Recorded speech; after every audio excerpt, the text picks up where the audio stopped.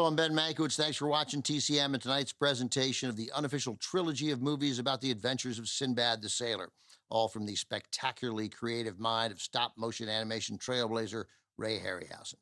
Up next, the last installment of the trilogy. Earlier tonight, we presented The Seventh Voyage of Sinbad from 1958, followed by The Golden Voyage of Sinbad from 1973. This one came 4 years after the second, 1977, Sinbad, The Eye of the Tiger. Like the first two films, this one also showcases the talents of Ray Harryhausen, the special effects innovator who created dozens of memorable creatures and brought them to life on screen through the magic of stop-motion animation. In Sinbad and the Eye of the Tiger, Sinbad has to help a prince who's been put under a spell by an evil sorceress. Saying evil sorceress seems redundant. You don't hear much about totally dope sorceresses. Sorceresses. Anyway, his quest takes him on a long voyage featuring many memorable beasts, all created by Harryhausen, including a saber-toothed tiger, a giant troglodyte, and an enormous hornet, to name just a few. Typically, in a Ray Harryhausen film, all the talk centers around the animated creatures, and with good reason. But this movie also features a number of interesting human stars. Playing Sinbad the Sailor this time is Patrick Wayne, son of John Wayne. Patrick first appeared on screen as a boy in the early 1950s with uncredited roles in some of his dad's movies like Rio Grande and The Quiet Man. As a young man, Patrick continued to act alongside his father, playing notable characters in The Searchers and McClintock, among other films. Appearing with Patrick Wayne here is another descendant of Hollywood royalty, Taryn Power, daughter of Tyrone Power and Linda Christian. They're joined by a few other familiar faces, including Jane Seymour as the object of Sinbad's desire. Sinbad also receives help from an alchemist played by Patrick Troughton, who had recently played the second incarnation of the Doctor in Doctor Who. And perhaps most significantly, the sorceress has a henchman of sorts doing her bidding, except it's not a man, it's a golden minotaur-like creature, a minotaur.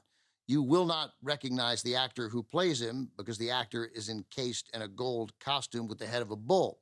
It's fitting, really, that you won't see his face because you also don't see his face in the role he's best known for, which also hit theaters in 1977. The actor I'm talking about playing the Minotaur is Peter Mayhew, who also played Chewbacca in Star Wars and 4 other movies in the Star Wars universe. From 1977, directed by Sam Wanamaker, Sinbad and the Eye of the Tiger.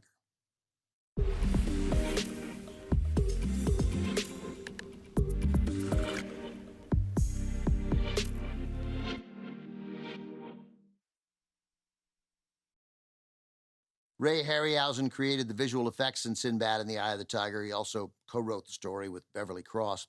Cross had previously worked with Harryhausen on Jason and the Argonauts from 1963, and they teamed up again for Harryhausen's last feature, Clash of the Titans, released in 1981.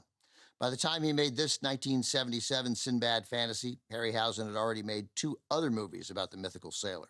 For this one, he was faced with the challenge of creating a new adventure for Sinbad. To that end, Harryhausen decided to take Sinbad all the way to the North Pole, shot in northern Spain. Harryhausen typically traveled to the locations where the live-action scenes were shot because he needed to help the actors understand how to pretend to interact with the animated creatures. Usually, they weren't looking at anything more than a prop, a pole, or a teapot, which would later be substituted for Ray Harryhausen's creations. Coming up, dinosaurs return to Earth in a Ray Harryhausen fantasy from 1969. The Valley of Gwangi is next on Turner Classic Movies. Next on TCM, The Valley of Gwangi, then Clash of the Titans, and later Penrod's Double Trouble. TCM is two-faced tonight.